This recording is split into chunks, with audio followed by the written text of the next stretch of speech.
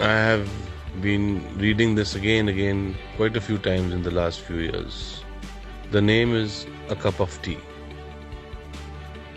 There was this group of 15 soldiers led by a major, and they were on their way to their post in the Himalayas where they would be deployed for the next 3 months. The batch who would be relieved was waiting anxiously for these guys to reach there.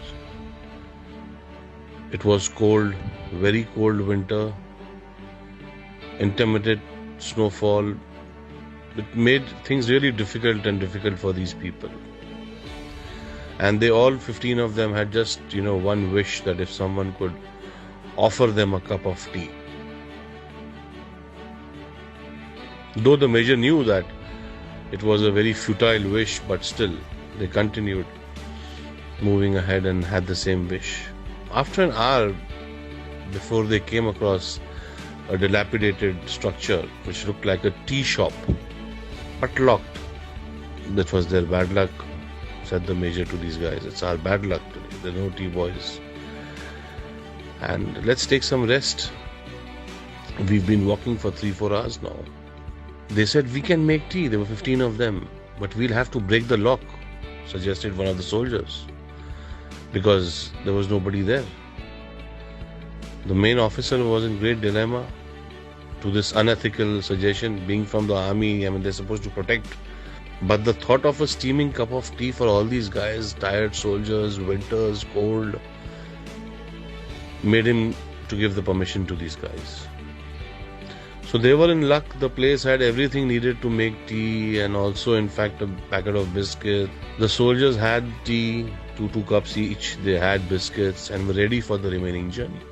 The major thought they had broken open the lock also. They had all the tea and all the biscuits, used the milk without the permission of the owner. They are not a band of thieves, but disciplined soldiers. So he took out a few thousand rupees from his wallet, placed it on the counter, pressed under a sugar container so that the owner could see it whenever he would come back. And he was now, relieved of his guilt. He ordered his people to put the shutter down, and he proceeded further.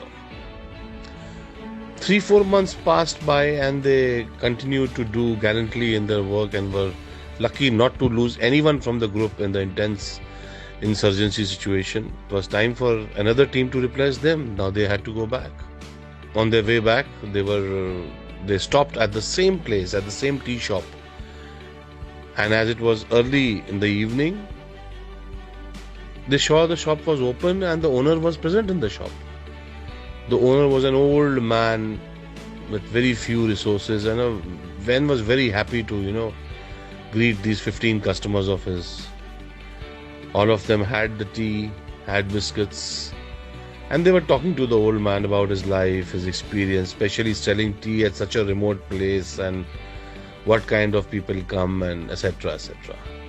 And the old man also had many stories to tell them, his faith in God, and "Oh Baba, if God is there, why should he keep you in such poverty then?" commented one of the soldiers.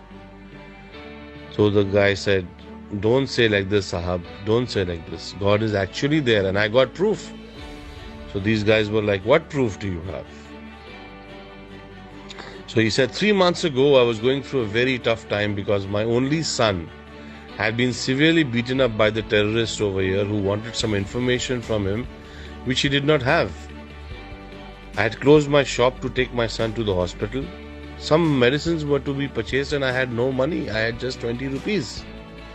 No one would give me money because of the fear of the terrorists.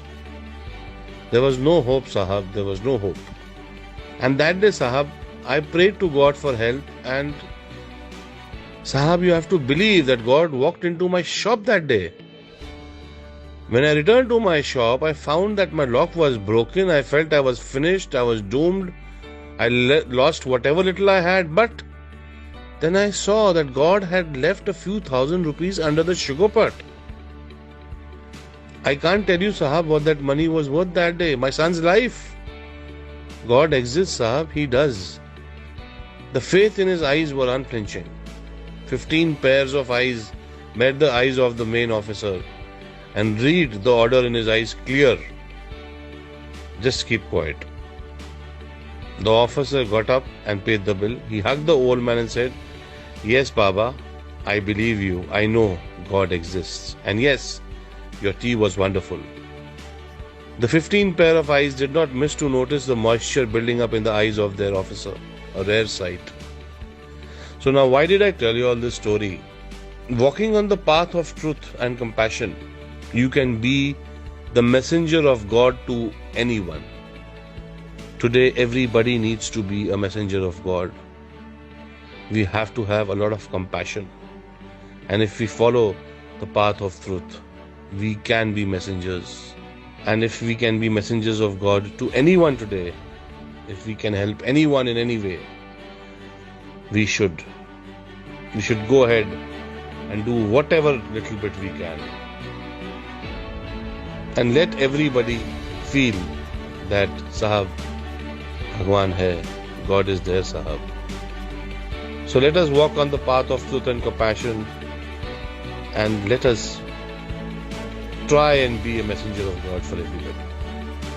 Thank you, friends. I know I have taken 8 minutes of y'all, but I hope this does